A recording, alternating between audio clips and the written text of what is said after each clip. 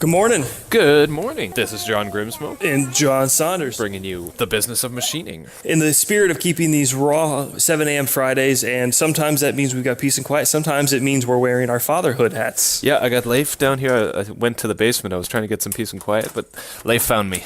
So you might hear him. That's all right. It is fun. Our daughter is just starting to really react more and smile. She's 5 months old, and it's like Nice. it's the best. Yeah, 5-6 months is right when they become like people. Right. I'm excited. That's awesome. And I got to say, my kids are super excited to come down to the open house and meet your kids. Awesome. Yeah. I was actually thinking about a couple projects I need to get done for that, and that was not that far away. Yeah. Are you okay hosting some sort of like a little talk on knife making, fixturing, that kind of stuff again? I don't really like talking in front of a crowd. Yeah, of course. Awesome. Well, no, that's what we're going to do this year because I didn't really like the whole try to get 200 or 300 people listening to one person for too Right. much time at least. So we're going to do a bunch of little like clinics, workshop type things. So in low key, I want to manage expectations because it's the first time we're doing it, and it's these are sort of free, all in the spirit of having fun and learning. But like someone's going to talk about scraping class, someone's going to talk about knife making. That's you. Adam Booth's going to do a forge jaw talk or lathe talk, and I'm going to do whatever something. There's going to be a Fusion 360 talk, just a bunch of little things. Obviously, the downside is they may be overlapping, so you may not be able to take two that you like, but I still think that's going to be a good way to go. Yeah, because the 200 to 300 people, it worked really cool because it was neat to have all of us on stage get to go, but it takes a lot of time. I think everyone's pretty cool about doing 2 or 3 of the same, so you can just sort of rotate through. We'll put together a schedule, that kind of thing. Do you think it'd be cool to record all the events and have it available? Yes, we will definitely be videotaping the event, and I've got a girl now who just started, so we'll see how that works out. But potentially she could be somebody that comes on more formally and does editing and filming. Also, we just upgraded our internet, so I think we can finally support live streaming. That would be cool. Yeah, I was just thinking kind of like how Autodesk University now has every class or many classes, available online. Yeah. There's actually a really good webinar today that I would like to watch. It's on advanced work holding. It's one of those free HSM ones. They put them up on YouTube, so I'm actually thinking I'll watch it on YouTube because then I can go double speed or jump ahead. But nevertheless, I'm excited for that. That's awesome. I still got to try watching things at double speed. I keep forgetting. Oh, yeah, it's phenomenal. I know who I can watch in 2X. I know who I can watch in 1.5. Yeah. I wanted to talk to you about accounting because this morning I watched your chip break on business accounting and very helpful stuff. Before I saw that, I wanted to come to you and talk about accounting anyway because I don't think I've said this publicly yet, but we now have our third employee, like our first other employee, which is my father-in-law, and he is an accountant as well as a woodworker as well as good with his hands, and he brings a lot to the table, which is fantastic. So he used to teach accounting. He's got this vast knowledge of accounting, and he's been with us for 3 weeks now, and as a business, and I finally opened up to him and started sharing some real numbers, so that he could use his mental accounting brain and formulate a real picture of what's going on. Because truth be told, I'm not very good at accounting. You have a financial background and I don't. And, within 20 minutes, he sat down and started writing down on graph paper sort of a picture of where we're at. I know all these numbers separately, but I don't know them together. And that's been a big problem, long-term for us. And I'm the only one who knows and is in charge of the numbers in our business. So it's I just don't have this picture in my head. And to have, to be able to open up and share with somebody I trust, who's completely invested emotionally in the business because I married his daughter. So he wants success for all of us. It's been really helpful. That's great. Yeah. So a couple things, I think people who aren't accountants or financial experts or gurus, they often will put people like accountants up on a pedestal. Right. And I guess what I want to say is when you go to a doctor, you basically take their advice. You don't challenge them. You don't know really anything about your situation. If you break your leg, they know everything. You know nothing. It's not true when you work with an accountant. You might be lucky, John, because this guy's around you a lot. He understands your business. He's related to you. He's vested in you. But most accountants are really more task oriented. They're just going to kind of garbage in, garbage out. That's why that budget I put up, I guess I want to emphasize that that's not accounting. That's kind of a picture of your company and performance and budget. So yeah, they're related, but don't get overwhelmed. And you need to be the one that kind of runs that. Yeah, it can tie in with your accountant. You can talk to your accountant about it. But no disrespect if there's accountants listening to this. Most accountants I talk to agree with this, which is that they're not entrepreneurs. They're not necessarily business people. They're not even always forward looking. Most accountants are doing either tax or audit work, which is historical analysis stuff. So it's been helpful. You guys have put together kind of a one-page thing. Yeah, I think the key point to tie both theories together is that the spreadsheet you put up on your chip break is something that everybody should be doing naturally by themselves. They don't need an accountant to fill that out. Exactly. Right. And I don't have that roadmap. I don't have that Excel spreadsheet that I can't list off my big numbers, my calculations. I know I know what my rent is, I know what my bills are, I know what this. I've just never put it all together into a package. I don't know what my monthly expenses are, and it's horrible for a business owner to say that, but that's just a reality of, I have to be honest with my own truth, and that I need to get better at that kind of stuff. So I'm very excited. Thank you for admitting that, because I think one of the things I dislike would be when you talk to somebody and they're smug about it, and they're like, you have never done that? Folks that are listening to this, most people don't do this. Most people don't have that thing. So don't be embarrassed. Don't be ashamed. Start just putting pencils down to paper. This should be something you can do on one 8.5 by 11 sheet of paper, one little Excel file. This is not complex. And I think one of the reasons people may start this and stop it is they don't like the answer. And that's a recipe for long-term failure. Right. You have to have a pulse on what your actual expenses are, what your income is, and you have to know it. And I've been failing at that because I'm just so busy. Well, you've also moved from a product-based thing to a real company. You've got overhead, and you've got multiple products, and you've got payroll, and you've got long-term. You obviously are budgeting now you're thinking about how you want to run this business looking forward and so forth. Yep. And like you mentioned in the chip break, we've essentially got a 6-figure company now, and I want to grow it to a 7-figure company. And the time of playing around in your basement and garage is over. Yep. And your bank account doesn't really mean you're successful or failing. It's just one of the many data points. Right. Yeah, it's funny because not that I hide my numbers, but I don't really share them openly with Eric. He's my business partner and brother, and we do this together, but I'm in charge of everything basically. So my father-in-law suggested that basically every morning we share account balances so that everybody's got a picture of, a pulse on the business. Mm-hmm.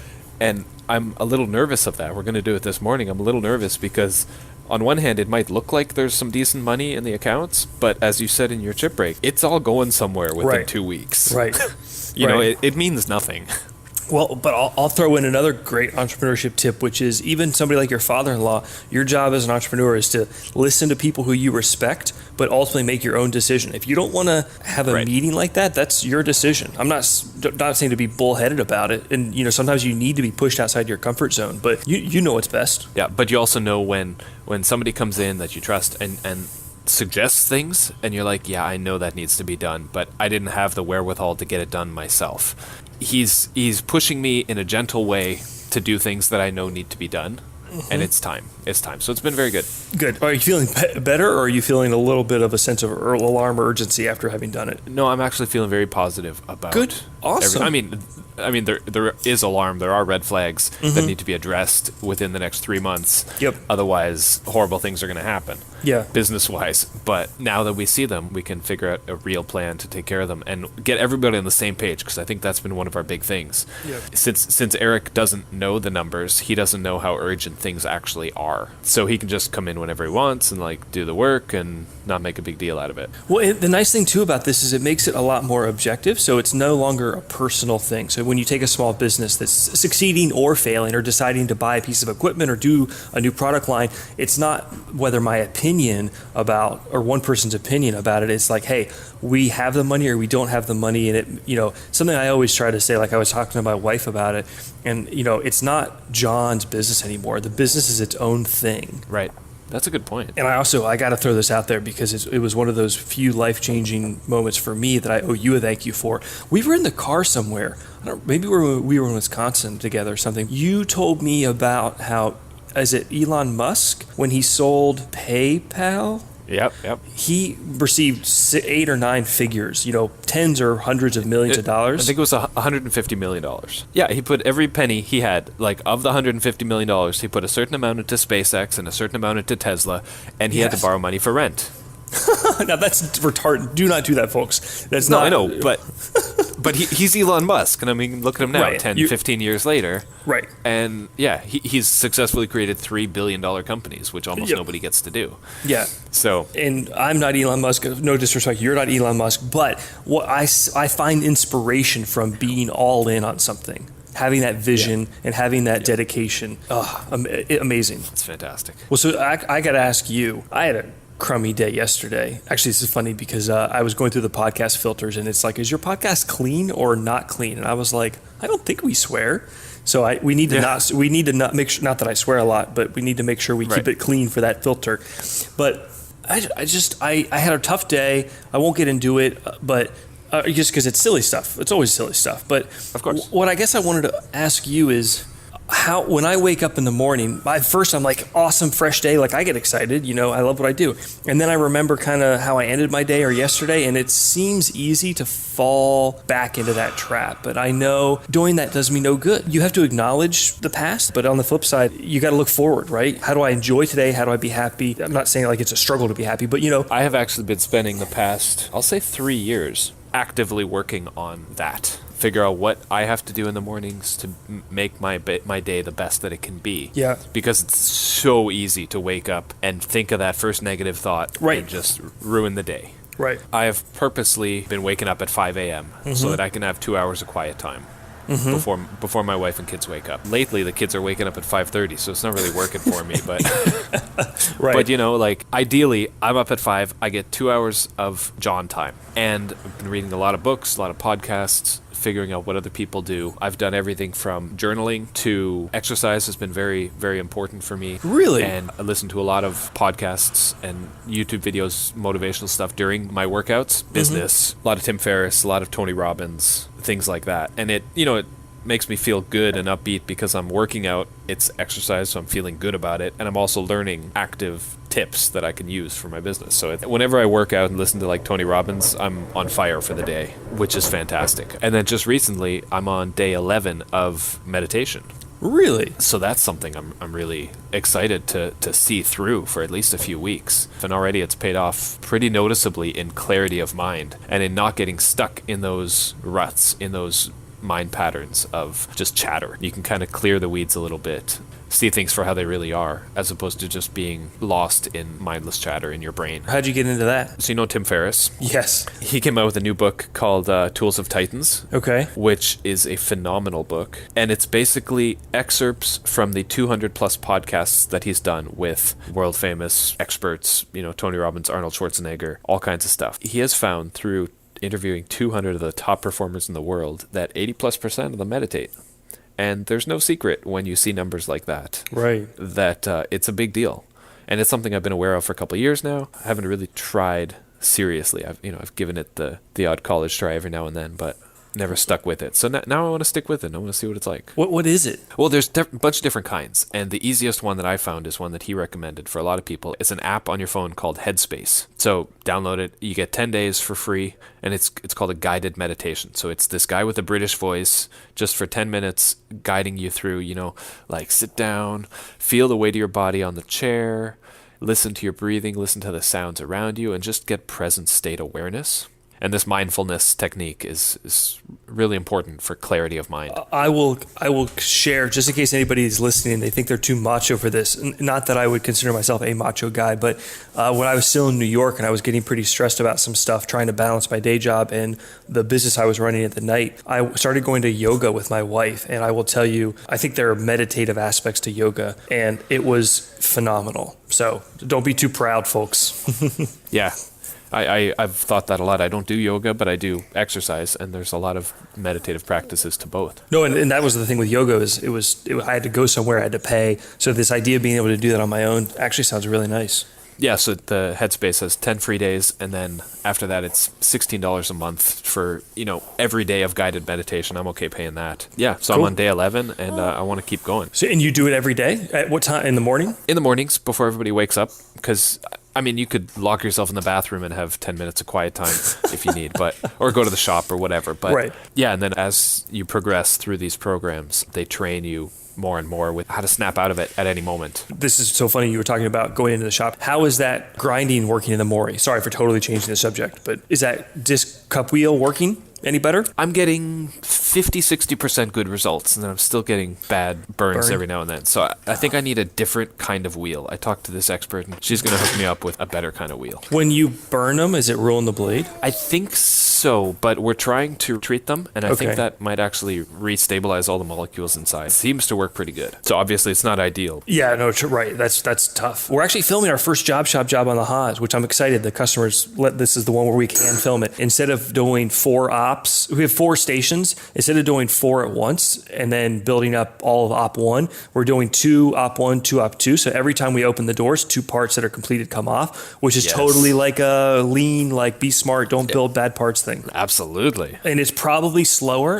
In fact, I'm sure it's a little bit slower overall, but I wouldn't trade it for the world. Yeah. I don't know. Paul Akers would say it's faster. Yeah, we'll see. That's the good news. I don't have to answer to Paul Akers or anybody else. We're doing it this way either way. Exactly. Yeah, that's the beauty of running your own business. You take all the advice you want, but you do exactly what you think you need to do. What's on tap for today? Today, I mean, we've been in production mode for quite a long time now, which is great. Morning meeting, go over a bunch of stuff with everybody. We're growing a real business here. It's awesome. I kind of step back sometimes and I laugh at it, but it's true. So yeah, more production, and I think I need to take some more jobs off of Eric's plate so that we can actually get more knives out the door. Take some jobs. Oh, he's busy doing his finishing stuff. Yeah, I'm quite a bit of him on the machining side of things. You know, I've got 20, 30 knives made that need to be put together, so I think it's time for me to step up and do a bunch of assembly too. Awesome. That's great though. Good problems to have. I saw what was it, number 100 that was on Instagram of the Rask. Yep. That's awesome. Very excited. Very proud of that. So let's hope that I'll show a picture of number 200 in no time flat.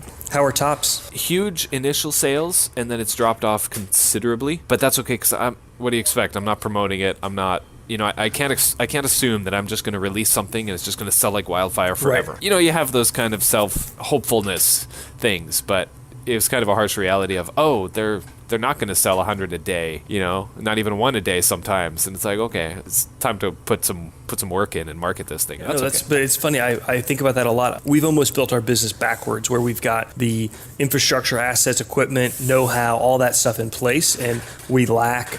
I think in a year, 2 or 3 or 5, I'll look back and we will have something that we're more focused on. But I still enjoy the job shop stuff. We've actually been doing a much better job at a lot of that. I know I've said for a while where we were going to stop that, but I should talk about that in another podcast. And then it's kind of like, once we get a product that we love or something we stand behind, yes, you have to market it, but we'll be ready to execute. And entrepreneurship, to me, it's not about an idea, it's about execution on that idea. I stink at ideas, but something will come up, whether it's for me or somebody else, that we can work with on, and we'll crush it. That's exactly the thing I think about a lot, is not so much nowadays, but we used to share a lot of the knife making tips and tricks on our Knife Making Tuesday videos, and I wasn't really afraid of sharing my secrets because, you know, it's all about execution, it's all about skill. I can tell you exactly everything I know how to build a knife, but maybe you won't be able to build a knife. You know what I mean? Oh, yeah. No, totally. I could spend a week in your shop and I still not.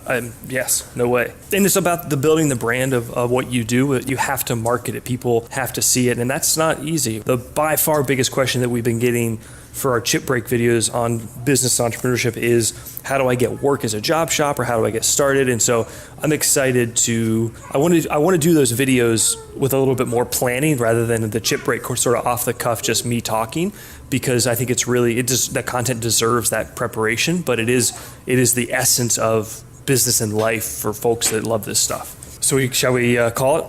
Let's do it. I got a lot of work to do today. Crush it, bud. I'll see you. All right. Take care. Bye. Bye.